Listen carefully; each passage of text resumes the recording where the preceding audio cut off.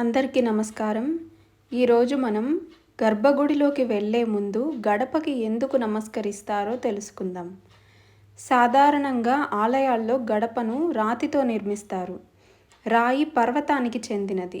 భద్రుడు అనే ఋషి భద్రం అనే పర్వతంగాను, హిమవంతుడు హిమాలయంగాను, అలాగే నారాయణుడు అనే భక్తుడు నారాయణాద్రిగా అవతరించారని మన పురాణాలు చెబుతున్నాయి.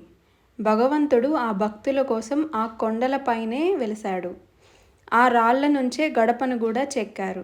కాబట్టి గడపని స్వామి స్వరూపంగా భావించి నిత్యం దేవుడిని దర్శించే ఆ గడప పుణ్యానికి నమస్కరిస్తూ, అలాగే అంతటి భక్తుడిని దాటుతున్నందుకు క్షమించమని నమస్కరించి గడపను దాటి లోపలికి వెళ్ళి మూలమూర్తిని దర్శించుకుంటామని పెద్దలు చెబుతారు.